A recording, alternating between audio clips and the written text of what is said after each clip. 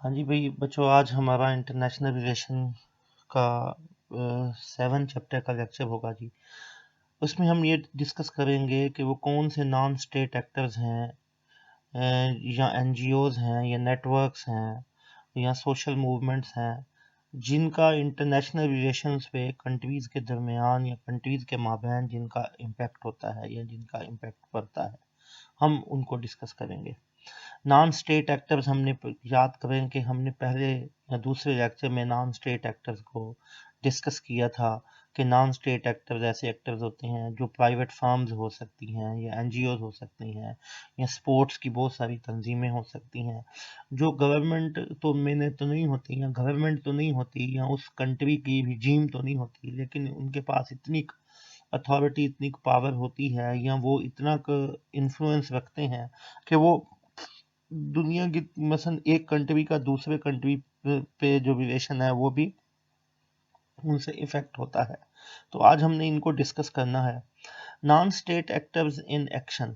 अब non state actors कौन कौन से हैं? अब इसमें बहुत सारे ऐसे नॉन स्टेट एक्टर्स भी हैं जिनका हमें बेनिफिट्स होता है या जो सोसाइटी के लिए बड़े बेनिफिशियल होते हैं, और बहुत सारे ऐसे नॉन स्टेट एक्टर्स भी हैं जो सोसाइटी के लिए बहुत ज़्यादा हार्म क्रिएट करते हैं, बहुत ज़्यादा अनरेस्ट फैलाते हैं सोसाइटी में। वो प्रेशर ग्रुप्स भी होते हैं या वो दहशतगर्द भी होते हैं, वो मिलिटेंट्स या जिसे हम टेररिस्ट कहते हैं वो भी होते हैं।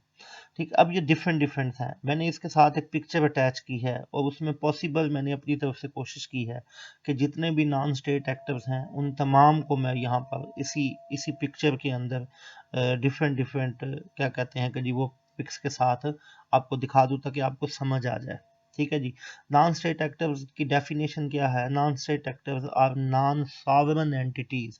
अब एक कंट्री एक सॉवरेन होता है, उसकी एक अपनी टेरिटरी होती है और उसका एक अपना लॉ होता है, लेकिन जो नॉन स्टेट एक्टर्स हैं ये सॉवरेन नहीं होते। हम इन्हें कंट्रीज की तरह नहीं कह सकते that exercise significant economic, political और social power and influence at a national and in the same cases international levels. ठीक है जी। जो जिन जो जो एक्सरसाइज करते हैं, जो मुश्तमिल होते हैं उन या जिनकी पावर बड़ी सिग्निफिकेंट होती है, इकोनॉमिक या पॉलिटिकल पावर भी बहुत ज़्यादा है, सोशल पावर भी होती है, क्योंकि वो सोशली लोगों को इंगेज करते हैं, अपने साथ मिलाते हैं, और वो इंटरनेशनल और नेशनल दोनों सूरतों में उस गवर्नमेंट पे क्या होते हैं, वो इम्पैक्ट कर रहे होते हैं, अफेक्ट कर रहे होते हैं। अब इन असल में है क्या? असल में non state actors in action की जो मेन हेडिंग ऊपर दी हुई है हमारे पास, ये जिस तरह मैं कर्सर अपनी घुमा रहा हूँ, ये मेन हेडिंग्स क्यों है ऐसे कि क्यों इस तरह है कि दी emergence of political process of NGOs in the scope of global governance. जो एनजीओज का पॉलिटिकल प्रोसेस था, मसलन जितनी भी नॉन गवर्नमेंटल ऑर्गेनाइजेशंस थी, एनजीओज थी, वो उस कंट्री के रिजीम के साथ या किसी न किसी ऐसी पार्टी के साथ जो किसी खास कंट्री में इक़्तिदार में आती है, उनके साथ मिलकर वो कोई ना कोई क्या कहते हैं कि प्रोसेस चला रही होती हैं। कभी वो लोगों की वेलबींग के लिए काम कर रही होती हैं, कभी कहाँ वो डेमोक्रेसी के लिए काम कर रही होती हैं। मसलन ऐसी बहुत सारी एनजीओज हैं जो दुनिया में डेमोक्रेसी के लिए काम कर रही हैं, जमहूरियत के लिए काम कर रही हैं। मसलन पूरी दुनिया की अशराफिया ये समझती है या बड़े मुल्क ये समझते हैं कि जी जो डेमोक्रेसी है वो सबसे ज़्यादा इम्पोर्टेंट है किसी भी कंट्री के लिए। अगर तमाम कंट्रीज़ में डेमोक्रेसी होगी, वो अपनी आवाम के वोट से ही आएंगे, तो वो ज़्यादा अच्छा हो जाएगा उस उन कंट्रीज़ के लिए, वो दुनिया के लिए भी ज़्यादा अच्छा होगा, दुनिया का अमन भी कायम होगा।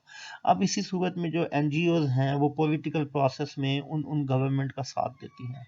फिर वो ग्लोबल गवर्नेंस में भी मसलन उनकी वो एनजीओ जो हैं वो अपना अपना पार्ट प्ले करती हैं।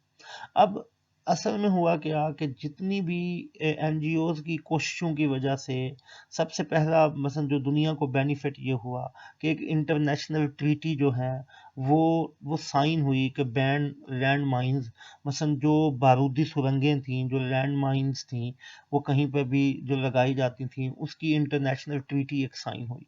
ये ट्रीटी ओटावा ट्रीटी से कहते हैं 1997 में ये साइन हुई।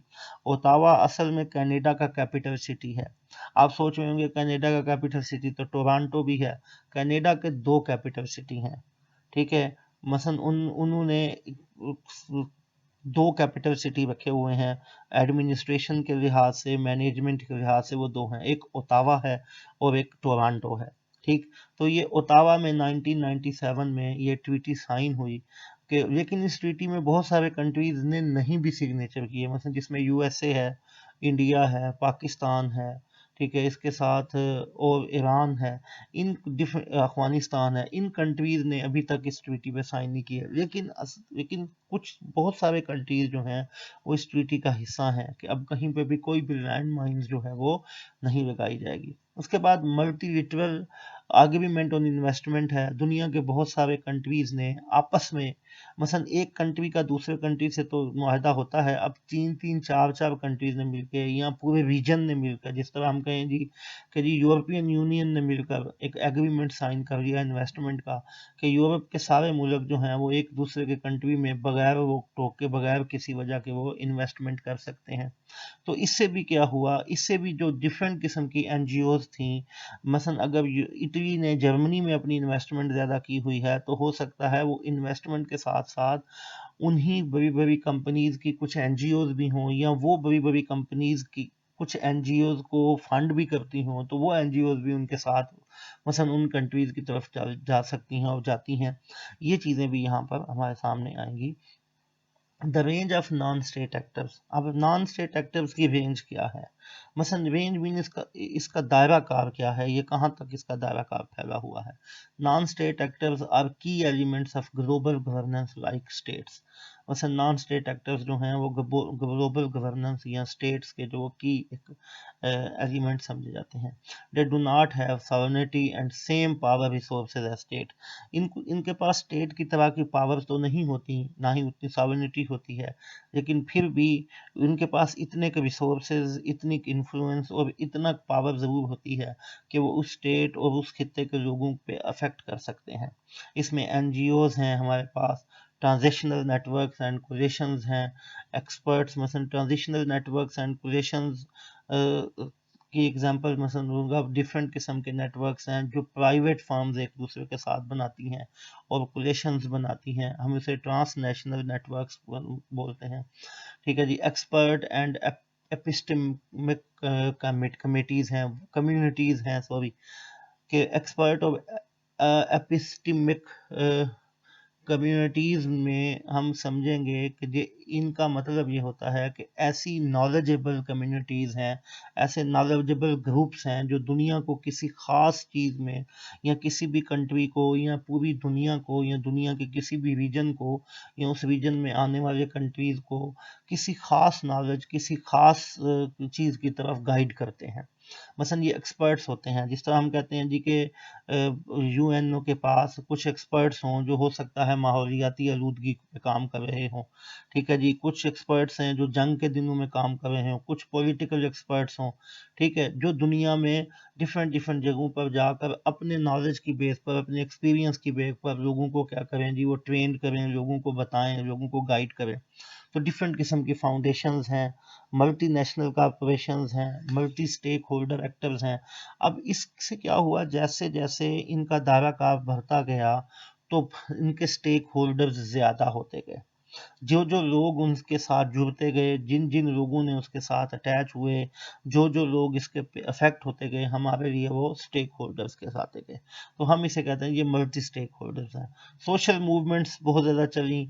अब सोशल मूवमेंट्स जब चली तो लोगों को पता चला, मसलन ये 20th सेंचुरी में ख़ास तौर पर जब सोशल मूवमेंट चली तो लोगों को पता चला कि जी जनाब ये एक फ़र्द के राइट्स हैं, अगर दुनिया ने तरक्की करनी है तो ये राइट्स होंगे। अब उसमें बहुत सारी, मसलन उसमें कस्टमर्स की एक तंजीम है, एक मूवमेंट चलाई गई, या वुमेन औरतों की कोई मूवमेंट चलाई गई, वो अच्छी हैं या बुरी हैं, मसलन कोई मज़हब में वो अच्छी हैं, किसी मज़हब या इस रिलीजन के पॉइंट ऑफ व्यू से भी हम देखते हैं अक्सर, लेकिन वो एक सोशल मूवमेंट्स थी जो इन नॉन स्टेट एक्टर्स ने या एनजीओज ने उनको सपोर्ट भी किया बहुत सारे कंट्रीज़ में, ठीक है। और वही सोशल मूवमेंट समटाइम गवर्नमेंट की पॉलिसीज पे भी इफेक्ट हुई, नई गवर्नमेंट लाने पे भी इफेक्ट हुई, ये चीज़ें भी उसमें हैं। NGOs most common type of non state actors हैं कि जी ये most common type of non state actors ऐसे हैं कि जी ज़्यादातर जो नॉन स्टेट एक्टर्स दुनिया में काम कर रहे हैं वो एनजीओज हैं, और ज़्यादातर उन कंट्रीज़ में हैं जो गरीब कंट्रीज़ हैं। ठीक है, वहाँ मसलन अमीर कंट्रीज़ से ये अपने फंड्स वगैरह लेते हैं, अपने क्या कहते हैं एक्सपर्ट्स लेते हैं, और वो आके गरीब कंट्रीज़ में फिर आके वो काम करते हैं। गरीब कंट्रीज़ की भी बहुत सारी एनजीओज हैं जो मसलन अपने अपने कंट्रीज़ के लोगों को क्या कहते हैं वो हेल्प आउट करते हैं। ये वॉलंटरी ऑर्गेनाइजेशंस होती हैं, फार्म्ड बाय इंडिविजुअल्स। इन्हें इंडिविजुअल्स ने बनाया होता है, मसलन कोई भी इंडिविजुअल्स या कोई भी ऑर्गेनाइजेशन जो है वो इनको फार्म बनाती है। Most of NGOs headquarter in developed countries. अब बहुत सारे एनजीओज के हेडक्वार्टर जो हैं वो डेवलप्ड कंट्रीज में होते हैं, मसलन अच्छे क्या कहते हैं तरक्की याफ्ता मुल्कों में होते हैं। In general NGOs are organised around broad issues. NGO को जो है वो ब्रॉड इशूज के इर्द गिर्द ऑर्गेनाइज होती है, मसलन वो ब्रॉड इशूज को डिस्कस करती है। ब्रॉड इशूज की बातें मसलन वो किसी कोई इलाकाई इशू या कोई इस तरह के इशूज पे वो अपना टाइम ज़ाया नहीं करती। वो क्या करती हैं जनाब, वो आलमी अमन की बात करेंगी, वो पोल्यूशन की बात करेंगी, वो ह्यूमन ट्रैफिकिंग की बात करेंगी पूरी दुनिया में कैसे हैं, मसलन वो रॉबरी की बात करेंगी, या वो क्या कहते हैं कि जनाब कि जी बहुत सारी ऐसी एनजीओज हैं जो वर्किंग कंडीशंस की बात करेंगी कि जी वर्किंग कंडीशंस कैसी हैं, जो फीमेल है उसको वर्किंग कंडीशंस कैसी मिली हैं।